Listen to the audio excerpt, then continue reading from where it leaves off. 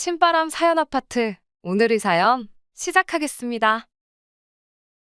안녕하세요. 연애 1년차 동갑내기 남자친구와 결혼 준비 시작했다가 얼마 전 뒤집어 엎어버린 올해 30살 여자입니다. 거지근성이라고 말로만 들었지. 제가 결혼까지 생각했던 남자친구가 바로 그런 거지근성을 가진 사람일 거라고는 생각도 못해서 더 충격적이네요. 남자친구는 지역에 있는 평범한 회사 다니는 사람입니다. 연봉은 3천 중반이라고 하고 다니는데 정확히는 세금이다, 4대 보험이다 이것저것 다 떼고 나면 실수령 하는 게 200 중반이에요. 나이 30, 사회생활 시작한 지 2년차 치고는 그냥 평범하다고 생각하는데 항상 남자친구의 비교 대상은 자기보다 더 잘 나가는 또래가 아니라 저였습니다. 솔직히 벌이 자체는 남자친구가 저보다 많이 버는 건 사실이었지만 자취하면서 월세로 나가는 것까지 생각하면 엄밀히 말하면 저랑 거의 똑같이 버는 거나 마찬가지였거든요. 저는 월급 200 받으면서 일하고 있고요. 독서실 총무 일을 하고 있습니다. 독서실 총무가 무슨 돈을 그렇게 많이 받냐고 하실 분들도 계실 텐데 사실 제가 일하는 독서실이 저희 부모님 건물에 있고 건물 탑층인 자리가 도무지 나가지가 않아서 이래저래 방법을 생각하던 부모님께서 직접 독서실을 차려서 운영을 하고 계세요. 90평 규모고 100석 정도 되는데 대한민국에서 하나 사라지지 않을 게 학구열이라는 말에 위치도 주변에 아파트 단지와 학교가 많아 대박나겠다 생각하고 차리게 되었는데 생각보다 벌이가 좋은 편은 아닙니다. 그나마 시험 시즌이 되면 사람이 많이 차기는 하는데 그때도 만석이 되지는 않고 시험 기간 아닌 평소 때에는 20석도 채우기가 힘들어요. 그래도 위치가 좋아서 적자가 난 적은 한 번도 없는데 건물 한 층을 거의 다 쓰는 것 치고는 딱히 재미를 못 보고 있는 거나 마찬가지이죠. 남자친구와 연애하면서 제가 독서실 총무라는 것만 이야기했지 부모님 건물이라고 이야기한 적도 없고 제가 독서실 관리하면서 부모님께 월급으로 얼마를 받는지는 말해준 적 없습니다. 그래서 남자친구는 독서실 총무가 보통 한 달에 100만 원도 겨우 번다는 이야기를 어디서 듣고 와서는 저보다는 자기가 훨씬 더 상황이 낫다고 생각했는지 항상 뭐만 있으면 독서실 총무하는 너는 모르겠지만 사회생활이 그렇게 녹록지 않다는 둥 하면서 잘난 척을 했어요. 남자친구는 남자친구대로 제가 독서실 총무를 한다니까 무슨 공무원 준비라도 준비하는 걸로 알았다고 하네요. 그런데 제가 딱히 공부하고 있는 건 없고 그냥 일하고 있는 거라고 말했더니 왜 그 나이 먹고 사지 멀쩡한데 취직 준비해서 회사를 들어가지 않고 아르바이트나 마찬가지인 독서실 총무를 하고 있느냐고 한마디 하더라고요. 목표 없이 사는 건 자기 스스로를 좀먹는 짓이라고 저한테 가르쳐주듯 말한 적도 있습니다. 솔직히 그때 홧김에 건물이 우리 부모님 거고 내가 월급 받는 거랑 부모님이 용돈 쓰라고 주는 것까지 하면 너보다 헐 낫다 한마디 쏘아붙여주고 싶었는데 괜히 사소한 걸로 싸우고 싶지도 않았고 사실 따지고 보면 부모님 덕분에 제가 편하게 지내는 건 사실이니 굳이 반박하고 싶지도 않았습니다. 그리고 연애 초반인데 우리 부모님이 사실은 건물주다. 이런 것도 자랑하고 싶지도 않았고요. 무엇보다 그런 걸로 싸워봤자 저도 똑같은 사람 되고 유치한 거라고 생각했거든요. 그래도 잘난 척 하는 거 외에는 기본적으로 성실하고 저한테도 잘했기 때문에 연애를 계속 이어왔습니다. 그리고 얼마 전 남자친구한테 청혼을 받게 되었어요. 사실 청혼은 너무 갑작스러웠습니다. 둘 다 나이가 30이다 보니 결혼을 생각할 나이기는 했는데 정말 생각도 못한 타이밍에 결혼 이야기를 꺼내왔으니까요. 그래도 그동안 만나오면서 좋은 모습을 보여줬고 의외로 믿음직한 부분도 있어서 저도 그 청혼에 응하게 되었습니다. 당시 저희 부모님도 결혼으로 저한테 부담을 주시기도 했고 남자친구가 있다고 하는데도 선자리를 자꾸 알아봐 주신다고 했었거든요. 그런데 저는 결혼은 연애 결혼을 하고 싶었던 마음도 있어서 남자친구의 청혼이 그렇게 싫지만은 않았어요. 부모님께서 제가 결혼을 하면 어느 정도 지원을 해주실 거라는 확신도 있었습니다. 적어도 반반 결혼은 해야지 않겠냐는 생각에 남자친구한테 결혼을 위해 모아놓은 돈이 있느냐고 물었고 저도 그때쯤 저희 부모님이 뭐 하시는지 말을 해줘야겠다는 생각을 했어요. 그런데 남자친구가 독서실에서 아르바이트나 하고 있는 네가 무슨 돈이 있겠냐며 돈 걱정은 하지 말라는 겁니다. 자기는 이미 오래전부터 집을 가지고 있었다고 저보고 혼수만 조금 해오면 된다고 하더라고요. 데이트하면서 벌이에 비해 씀씀이가 큰 편이라고 생각했는데 다 믿는 구석이 있어서 저랬구나 싶었어요. 저렇게 자신있게 나오는데 제가 부모님 이야기를 꺼내기가 조금 그렇더라고요. 그래서 말할 타이밍을 못 잡고 있었습니다. 그리고 얼마 뒤에 남자친구 부모님을 소개받게 되었어요. 남자친구 부모님은 지하철을 타고 거의 끝까지 가서 거기서도 마을버스를 타고 10분은 넘게 들어가야 있는 주택가에 위치한 2층짜리 단독주택에서 살고 계셨습니다. 2층은 남자친구 부모님이 살고 계시고 1층은 현재 세를 주고 있다고 하더라고요. 소음에 예민한 사람들이니 계단에서부터 조용히 올라오라고 저한테 말을 해주길래 그래서 알게 되었습니다. 남자친구 부모님은 저를 따뜻하게 맞아주셨어요. 저희 부모님에 대해서 물어보시면 그때라도 말을 할까 했는데 따로 물어보시지도 않더라고요. 이야기가 다 끝나갈 때쯤 남자친구 어머니께서 아랫집에 사는 사람들이 올 11월은 돼야 집을 비울 거라고, 그러니 결혼 날짜는 그 이후로 잡는 게 좋겠다고 하셨습니다. 저도 당장 번갯불에 콩 구워 먹듯 결혼식을 올릴 생각도 없었고 알아봐야 할 것도 많아서 결혼식은 내년 초쯤으로 생각하고 있었거든요. 그런데 제 결혼식과 아랫집에 새들어 사는 사람들이 도대체 무슨 상관이 있나 싶었습니다. 그러니 남자친구 어머니가 하는 말이 그래도 결혼식 올리고 나서 지낼 곳은 있어야 하는 거 아니냐고, 11월은 돼야 아래층이 비고 수리는 못해도 도배랑 장판은 새로 해주시겠다고 하시는 거예요. 남자친구가 집이 이미 있다고 했는데 그 집을 두고 신혼살림을 굳이 1층에 차릴 이유가 있느냐고 제가 물어봤어요. 그랬더니 남자친구가 중간에 껴들고는 집이 준비되어 있다고 했던 게 자기 명의로 되어 있는 집이 아니고 바로 이 집 1층이라고 하더라고요. 더 이야기했다가는 남자친구 부모님 앞에서 큰 싸움으로 번질 것만 같아서 인사드리고 자리 마무리하고 밖에 나와서 따로 이야기를 했습니다. 사실 남자친구한테 따로 집은 없었고 애초부터 부모님 집 1층에 살림 차려서 부모님과 한 집에서 같이 살 생각을 가지고 있었던 겁니다. 남자친구한테 그럼 처음부터 집이 있는 게 아니라 부모님 집에 얹혀서 살 계획이라고 말을 해주지 그랬냐고 따졌어요. 그러니 남자친구가 한다는 말이 1층이랑 2층이랑 따로 분리된 공간인데 그게 왜 얹혀 사는 거냐고, 엄연히 서로 다른 집이라고 하는 겁니다. 지금도 새들어 사는 사람이 있는데 그 사람들이 지금 따로 살고 있는 거지 우리 부모님 모시고 사는 게 아니지 않냐면서 궤변을 늘어놓더라고요. 같이 살고 모시고 살고 그런 걸 다 떠나서 부모님 댁 위치가 솔직히 마음에 들지 않는다고 했습니다. 종점에서 한참 더 버스를 타야 하는데 그러면 차 없는 제가 독서실 출퇴근하기도 너무 힘들지 않겠냐고 했어요. 그리고 당신한테야 부모님이지만 나한테는 시부모님이 되는 건데 아무리 1층, 2층이 분리되어 있다고 하더라도 같은 담장 한 지붕 아래에 있는 집인데 모시고 사는 거나 마찬가지 아니냐고 했습니다. 그러니 남자친구는 정색을 하면서 요즘 빚 없이 집을 가지고 시작하는 게 얼마나 유리한 건지는 알고 하는 소리냐고, 요즘 집값이 폭락하고 이자는 폭등하고 있는 것도 모르냐고 하는 겁니다. 그러니 아직도 독서실 총무나하고 있지 하면서 또 제 앞에서 잘난 척을 하는 거예요. 그것도 직장이라고 출퇴근 걱정을 하냐고, 결혼하면 출퇴근 할 필요 없이 그냥 밥하고 빨래하고 하면 되는 거 아니냐고 하는 겁니다. 은연중에 저보고 시부모 모시고 살면서 집안일 하라는 속마음까지 뱉어버린 거예요. 그때 딱 알았습니다.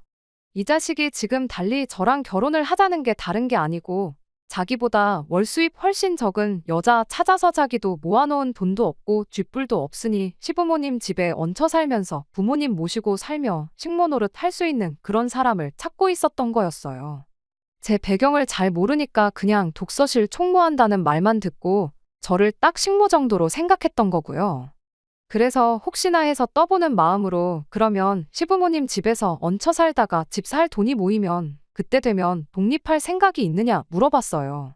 그랬더니 남자친구는 당연히 그럴 생각은 있다고 하면서도 자기가 지금 모아둔 돈이 따로 없고 생활비 하면서 집 살 돈 모을 거 생각하면 앞으로 최소 10년은 얹혀 살아야 하지 않겠냐고 하면서 그렇게 같이 사는 게 억울하면 제가 시내에 아파트 한 개 해오라고 하는 겁니다. 이때 이미 결혼이고 뭐고 뒤집어 버리기로 정했습니다. 제가 예상한 대로 모아놓은 돈은 쥐뿔도 없는 것 같고 직장도 수입도 별 볼 일 없어 보이는 제가 남자친구 눈에는 식모로 삼기 딱 좋은 사냥감으로 보였을 거예요. 남자친구한테 처음으로 그때 부모님 건물에 대해 이야기했습니다. 제가 일하는 독서실도 부모님 소유고 제가 독서실 총무일을 하고 있는 이후부터 아마 조만간 건물 전체를 제가 관리하게 되고 월급도 지금의 몇 배는 더 받게 될 거라는 것들까지요. 그래서 뭐 상가라도 하나 팔아서 집 한 채 해달라고 부탁드려야겠다고 지금 당장 가서 물어보겠다고 말했습니다. 남자친구가 놀라가지고 입도 제대로 못 다물고 있더라고요. 저는 알아보고 연락 준다고 말하고 그 길로 잠수를 타버렸습니다. 연락이 와도 받지를 않고 죄다 무시해버렸어요. 연애하는 동안 집까지 바래다 준 적도 없고 독서실까지 찾아온 적도 없으니 제가 어디에 있는지도 모르고 엄청 애가 탔을 거예요. 잠수 타고 2주쯤 지났나? 독서실 문이 열리고 누가 들어왔는데 그게 남자친구였습니다. 드디어 찾았다고 하면서 왜 이렇게 연락이 안 됐냐고 한참 찾았다고 제 눈치를 보면서 말을 걸더라고요. 평소였으면 전화 안 받았다고 성질머리는 있는 대로 부렸을 건데 말이죠. 회사에 있을 시간인데 여기서 뭐 하냐고 물었더니 제가 걱정이 돼서 회사 휴가까지 내고 지역 내에 있는 모든 독서실을 하나씩 찾아보고 다니던 와중이라고 말하더라고요. 이 나이 먹고 독서실 총무나 하고 있는 내가 뭐가 소중해서 그 소중한 휴가까지 써서 찾으러 다녔냐고 말하니 우리 결혼해야 하지 않겠냐고 쩔쩔 매기 시작했습니다. 헤어질 결심을 하고 나니까 그동안 잘 맞는다고 생각했던 남자친구가 그렇게 찌질해 보일 수가 없더라고요. 그래서 곰곰이 생각해보니까 너랑 결혼하면 나만 손해인 것 같고 그래서 그냥 안 하려고 그런다고 하고 헤어지자고 했습니다. 그리고 솔직히 내가 연락 끊었을 때 눈치가 있었으면 네가 계획한 것들이나 행동들만 돌이켜봐도 당연히 내가 결혼이고 뭐고 뒤집어 엎어버린 거 알지 않았냐고 자기가 차인 거 알고도 이렇게 휴가까지 써가면서 나 찾으러 다닌 거 좀 섬뜩하다고 했어요. 한 번만 더 이렇게 찾아오거나 집까지 알아내서 찾아오거나 하면 경찰에 스토커로 신고해버린다고 했습니다. 부모님 집에 얹혀 살든 모시고 살든 그거야 네 마음인데 효도는 남 시킬 생각 말고 스스로 좀 하라고 했어요. 너랑 결혼할 여자도 앞으로 너한테 등골 쪽쪽 빨리고 살아야 할 너네 부모님도 불쌍하다고 쏟아내니 뭐라고 저한테 반박도 못하고 꿀먹은 벙어리 마냥 가만히 있다가 독서실 문 열고 나가더군요. 한동안은 집에 돌아갈 때 아버지가 마중을 나와주셨어요. 그래도 요즘 세상 흉흉한 게 있으니 혼자 집에 가긴 무섭더라고요. 다행히 한 달 동안 별일 없었고 그 뒤로도 연락도 없고 나름 안전이별했다고 생각합니다. 독서실은 지금 공용 오피스로 새로 개업을 하려고 알아보고 있어요. 요즘 1인 창업이 유행이라 이쪽이 독서실보다 유망하다고 들어서요. 시설도 크게 바꿀 게 없다 보니 괜찮은 결정인 것 같다고 부모님이 제가 맡아서 한번 해보라고 밀어주기로 하셨어요. 부모님께서 슬슬 저한테 하나씩 일을 맡기시려고 하는 걸 보니 이제 은퇴를 준비하시는 것 같습니다. 한동안은 정신을 쏟을 일이 생겼으니 저한테는 잘 된 일인 것 같아요. 속이 시커먼 거지근성 속물들보다는 행복하게 살기 위해 노력해야겠습니다. 두 번째 사연입니다. 안녕하세요. 한 입으로 두말하는 염치 없고 뻔뻔한 시어머니와 연 끊고 살고 있는 30대 여성입니다. 부모 사랑은 내리사랑이라던데 저희 시어머니는 대체 왜 그러셨을까요? 저와 동갑내기인 남편은 서로의 지인들의 소개로 처음 만났습니다. 28살 나이에 연애를 시작했고 이후로 4년간 쭉 인연을 이어오게 되었지요. 이후로 저희는 결혼 전 4년의 시간을 함께 보냈습니다. 짧다면 짧고 길다면 긴 그 시간 동안 남편도 저도 직장에서 어느 정도 자리도 잡았고 서로에 대한 굳은 믿음도 생겼지요. 그래서 남편이 먼저 결혼 이야기를 꺼냈을 때 그 자리에서 좋다고 했습니다. 그리고 얼마 후 양가 부모님께 인사를 드리러 가게 되었지요. 처음에 시댁에 갔던 날이었습니다. 그곳엔 어머님뿐만 아니라 신우도 있었지요. 신우는 남편보다 6살이 어렸는데 남편 말로는 애교가 많고 착하다대요. 게다가 남편하고 사이도 좋은 것 같아서 저도 신우와 친해져서 잘 지낼 생각이었어요.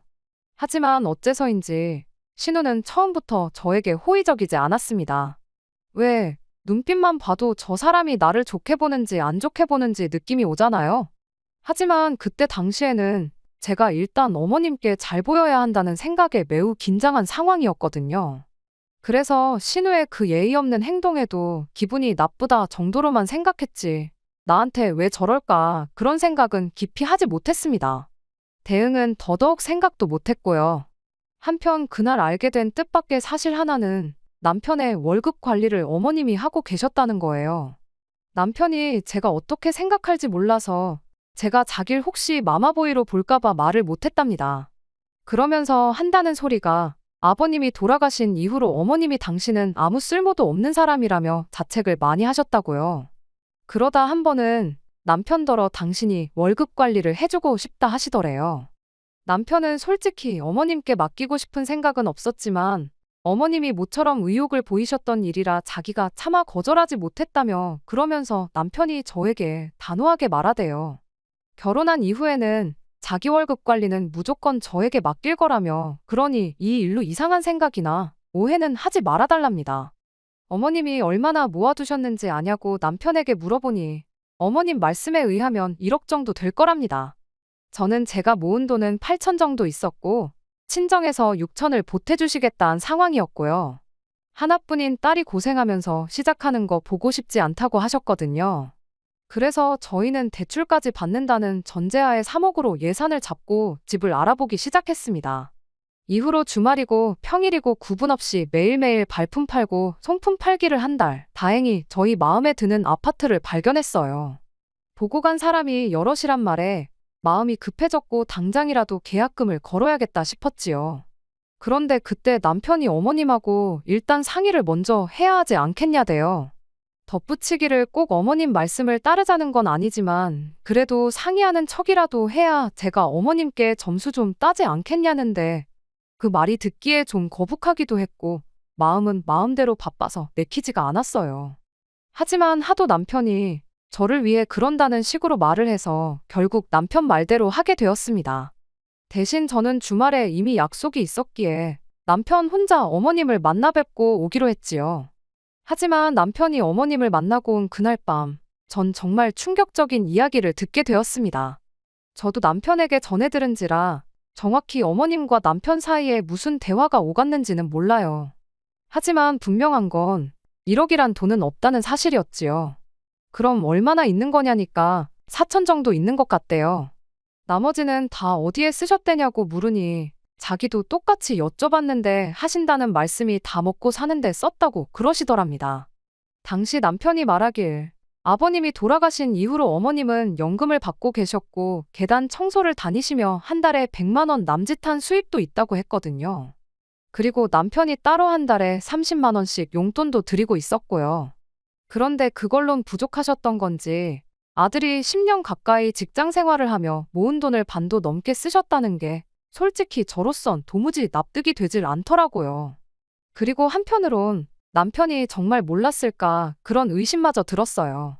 하지만 수화기에 대고 정말 엉엉 우는 남편의 목소리를 들으니 제 마음이 너무 안 좋더군요. 결국 그 다음 날 남편과 함께 다시 어머님을 찾아뵙게 되었습니다. 자초지종도 듣고 앞으로 어떻게 해야 할지 이번에야말로 상의를 해봐야겠다 싶었으니까요. 그리고 어머님이 보여주신 태도는 제가 예상한 것과는 많이 달랐어요. 저희에게 미안해하실 줄 알았는데 오히려 역정을 내시대요. 부모가 먹고 사는 게 힘들면 자식 돈도 좀 쓸 수 있는 거 아니냐며 저희가 당신을 무슨 빚쟁이 취급을 한다나 어쩐다나 시쳇말로 아주 배째라는 식으로 나오시니 남편도 저도 뭐라 할 말이 없었네요. 하지만 이내 어머님께선 어쨌든 미안하게 됐답니다. 남편이 이렇게 빨리 장가간다고 할 줄 몰랐고 언젠간 당신이 채워놓으려고 했다고요. 그러면서 기왕 이렇게 된 거 저희 집을 시댁 근처에 구하래요. 그러면 제가 직장 생활하는 동안 애는 당신이 책임지고 돌봐주시겠다고요. 하나고 둘이고 상관없답니다. 그러면서 요새 애 봐주는 사람들도 한 달에 몇백씩 줘야 한다는데 당신한테 맡기면 저희도 돈을 아낄 수 있으니 좋지 않냐고. 사실 그 무렵 제가 아는 언니 애가 어린이집을 다니다가 큰 사고를 당했거든요. 그래서 저도 당장은 아니더라도 아이를 낳게 되면 어떻게 해야 하나 고민이 많았네요.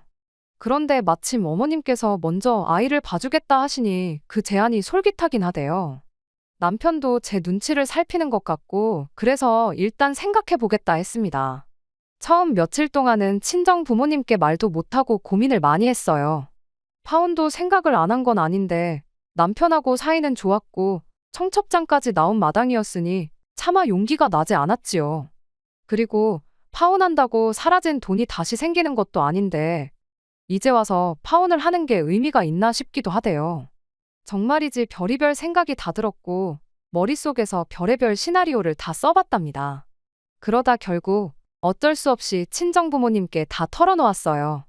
두 분 다 화가 많이 나셨지만 그래도 친정어머니께서는 아이를 봐주겠다는 약속이 마음에 걸리시는 눈치시대요.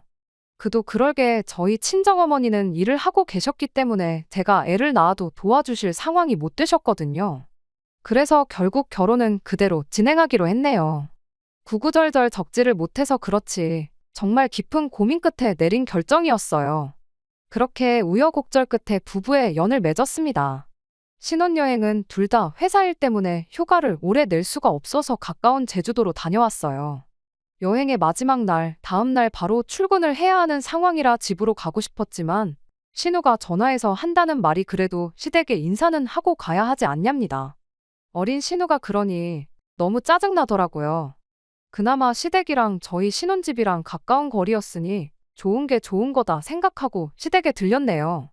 시댁에 도착하니 신우랑 어머님이 저희를 기다리고 있었습니다.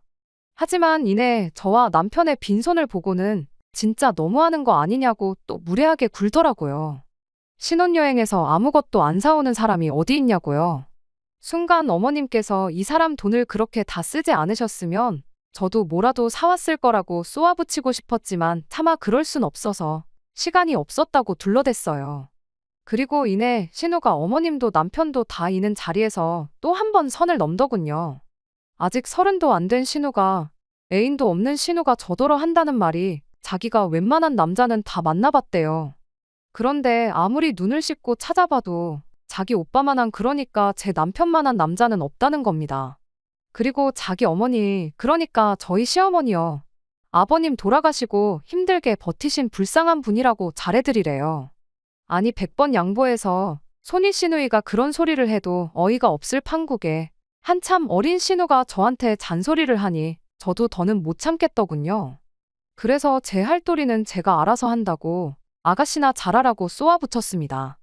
아가씨 지금 이러는 거 굉장히 무례하고 어머님 얼굴에 먹칠하는 거라고 덧붙였고요.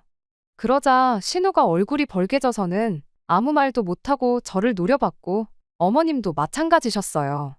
아무리 신우가 저보다 아랫사람이어도 어머니 믿는 자리에서 신우한테 그렇게 말하는 며느리가 어딨냐입니다. 그래서 저도 어머님 떨어 그러면 신우가 먼저 함부로 말할 때 따끔하게 혼을 내주셨어야 하는 거 아니냐고 받아쳤어요. 그러자 남편이 나서서는 이건 신우가 잘못한 거라면서 어머님더러 신우 너무 감싸고 돌지 말라며 상황을 정리하대요. 결국 한 30분도 못 있고 신혼집으로 돌아왔습니다. 짧은 시간이었지만 피곤이 2배, 3배로 늘어난 느낌이었지요. 남편은 신우가 아직 생각이 어려서 그렇다며 저더러 좀 이해를 해달라는데 제가 그런 식으로 벌써부터 신우 감싸고 돌 거면 이 결혼 무른다고 했네요. 그랬더니 남편이 금세 미안하답니다. 그리고 그런 남편에게 제가 어정쩡하게 중간에서 잘하려고 하지 말라고 다시 한번 선을 그었네요. 저희 부부는 4년이란 시간을 만났고 아이도 둘은 낳고 싶었기 때문에 따로 신혼은 갖지 않기로 했어요. 게다가 어머님이 당신이 하나건 둘이건 봐주신다 하셨으니 직장에 대한 제 걱정도 사라졌고 그래서 하루빨리 아기 천사가 찾아와 주기만을 기다렸지요. 하지만 어머님께서는 언젠가부터 걸핏하면 허리가 아프다, 손목이 아프다, 여기저기 안 아픈 곳이 없으셨어요. 어머님이 계단 청소를 하고 계시기도 했으니 자식으로서 그런 소리를 듣고 걱정을 안 할 수가 없잖아요. 하지만 신우는 생전 어머님 모시고 병원 한번 가볼 생각을 안 하길래 저희가 모시고 정형외과부터 다녀왔습니다. 그런데 의사 선생님 말씀이 원인을 못 찾겠다고 하시대요. 엑스레이를 찍어봐도 그렇고 뭐 별다른 이상이 없다고요. 그리고 한의원에서도 진맥을 해봐도 딱히 큰 문제는 못 찾겠다 하고 그러니 남편이나 저나 자식 입장에서 속이 터지더라고요. 그렇게 2달 정도 지났을 때였습니다. 어머님 댁에 드릴 게 있어서 잠깐 들렸는데 현관은 열려 있고 설마 무슨 일이라도 있나 싶어서 집 안으로 들어가니 다행히 화장실에서 물소리가 나더라고요. 어머님께 제가 들어왔다고 인기척을 하니 어머님께서 허겁지겁 몸에서 물기도 안 닦고 나오시더라고요. 그리고는 저를 막 밀어내시는데 순간 생각지도 못한 물건을 보게 되었습니다. 그건 바로 골프채였지요. 골프채 한두 개가 아니라 세트에 집안에서 연습할 수 있는 인조잔디 매트까지 거실에 나와 있더라니까요. 순간 배신감이 들더라고요. 저를 밀어내는 어머님을 향해 버티고 서서는 저게 다 뭐냐고 물었습니다. 여기저기 안 아픈 데가 없으신 양반이 이게 다 뭐냐고요. 그랬더니 누가 줬다는 거예요. 어이가 없어서 그래도 뭐 제가 형사도 아니고 어머님을 취조를 할 수는 없잖아요. 하지만 그제서야 머릿속에서 퍼즐이 맞춰지더군요. 왜 어머님이 종종 골프 브랜드 옷을 입고 계셨던 건지, 시댁에만 오면 골프 채널을 보고 계셨던 건지. 솔직히 어머님이 골프를 치시건 축구를 하시건 그거야 제가 뭐라고 할 일이 아니지요. 오히려 건강하시다는 뜻이니 감사해야 할 일이고요. 그런데 자꾸 그 6천만 원, 그 피 같은 아까운 남편 돈으로 골프를 치고 다니신 건가 그런 생각이 드니까 속에서 열불이 나더라고요. 저희는 그 돈이 없어서 대출도 생각보다 더 받았고 그래서 다달이 나가는 이자도 많은데 그래도 어머님한테 골프를 치지 말라고 할 수도 없잖아요. 저희한테 돈 달라고 하시는 것도 아니고 그래서 남편한테 일단 상황만 일러두고 알고나 있으라고 했어요. 남편이 저더러 저 볼낯이 없다고 미안하답니다. 그렇게 또 시간이 흘러 저는 결혼한 지 6개월 만에 아이를 가졌습니다. 당연히 양가 어른들 모두 좋아하셨어요. 그런데 어머님께서는 축하한다 소리는 하시면서도 애를 봐주는 일에 대해선 이런 방구도 없으셨지요. 솔직히 불안한 생각이 들긴 했지만 그래도 당신이 먼저 하신 말씀이 있었으니 결국엔 약속을 지켜주시리라 믿었습니다. 그러다 출산일이 다가오면서 제가 회사에 출산 휴가를 냈는데 문제는 그때부터였어요. 어머님도 여기저기 쑤시고 아파서 맥을 못 추시겠다며 무조건 입원을 하시겠다고 고집을 피우셨거든요. 그런데 병원이 뭐 입원시켜달라고 무조건 해주는 게 아니잖아요. 결국엔 입원은 못 하시고 그저 저희 볼 때마다 앓는 소리 죽는 소리만 해대셨습니다. 어머님의 꾀병이 심각해진 무렵 전 예정대로 건강한 아이를 낳았습니다. 그리고 출산휴가도 끝을 향해 달려가고 있었지요. 육아휴직을 쓸 수도 있었지만 그랬다간 제가 복귀를 했을 때 제자리가 남아있을지 솔직히 확신이 들지 않았어요. 그래서 남편과 상의 끝에 어차피 어머님이 봐주신다 했으니까 회사에 복귀하는 쪽으로 결론을 내렸네요. 그런데 그 소식을 들으신 어머님께서 노발대발 난리가 나셨습니다. 회사에서 멀쩡히 휴가를 주는데 왜 안 쓰냐면서 기어이 늙은 시애미를 고생을 시켜야 직성이 풀리겠냐고요. 황당해서 어머님이 먼저 애를 봐주겠다 하시지 않았냐. 그래서 집도 시댁 근처에 구하라 하셔놓곤 이제 와서 왜 딴소리를 하시냐고 저도 받아쳤습니다. 그랬더니 어머님께서 사람이 어떻게 약속을 다 지키고 사냐대요. 약속은 원래 깨라고 있는 거라나요. 초등학생들이나 할 법한 소리를 하시는 어머님을 보고는 더 이상 대화를 할 가치가 안 느껴지대요. 그래서 알겠다고, 안 맡긴다고 대신 저희 애 볼 생각은 꿈도 꾸지 마시라 소리를 질러버렸네요. 하지만 어째서인지 제 눈에선 눈물이 쏟아졌습니다. 분하고 서운하고 여러 가지 감정이 들었거든요. 제 자신이 바보 같기도 했고 돈 생각도 나고 그냥 복잡했어요. 그런 저를 본 남편도 생각이 많아진 듯 했습니다. 그러더니 어머님더러 그러면 그냥 6천만 원 달라고 하더라고요. 그 돈 대신 애 봐준다고 해서 넘어간 건데 이렇게 나오시니 참 곤란하다면서 그냥 자기 몰래 쓴 6천만 원 달라고 그래야 나도 처갓집에 면이 서지 않겠냐고 조용히 따지는데 제 남편이지만 무섭더군요. 그러자 어머님께선 당신을 갖다 팔랍니다. 먹고 죽을래도 6천만 원 없다고요. 그러자 남편이 알겠다면서 그러면 그냥 앞으로는 안 보고 살자고 그러대요. 자기 어머니지만 이렇게 이기적이고 뻔뻔한 양반인지 몰랐다면서 자식으로서 너무 실망스럽다고 서로 더는 보지 말고 살자는 말을 어찌나 담담하게 하던지 남편을 말려야 하는 거 아닌가 그런 생각까지 들었지요. 집으로 돌아오는 길에 남편이 저한테 정말 미안하답니다. 그러면서 일단은 육아휴직을 쓰자고 그러대요. 복귀를 못해도 이직은 할 수 있지 않겠냐면서 그냥 자기가 다 미안하답니다. 그런 남편한테 차마 뭘 따져 물을 수가 없었어요. 그리고 이후로 시댁과 연락을 하지 않고 지내고 있어요. 신우가 일방적으로 어머님과 자기 소식을 문자로 알려오긴 하는데 잘 읽어보면 돈 달라는 소리여서 적어도 저는 대꾸도 안 하고 있네요. 남편도 저한테 용돈을 받아 생활하는 입장이라 딱히 어쩌지는 못하고 있을 거예요. 아, 그리고 다행히 친정어머니께서 하시던 일을 정리하시고 육아를 도와주고 계십니다. 이제 한참 쉬면서 놀러 다니실 때인데 무슨 아이까지 봐주시냐고 사람 구해 쓰면 되는 거니 그러실 필요 없다고 했는데 어머니께서 이쁜 손주 보는데 오히려 당신이 우리한테 돈을 주셔야 할 판이라며 걱정 말라고 하시더라고요. 어차피 사람을 써도 월급이 나갔어야 했던 거니 남편이 먼저 친정어머니께 그럼 매달 한 200만 원씩은 드리자고 해서 그렇게 하고 있어요. 어디 볼 일이 있거나 약속이 있으시면 그럴 때마다 일당으로 아이 봐주시는 분들 구해서 친정어머니 시간도 따로 챙겨드리고 있고요. 아이는 어린이집 보낼 나이가 되면 어린이집에 보내기로 했어요.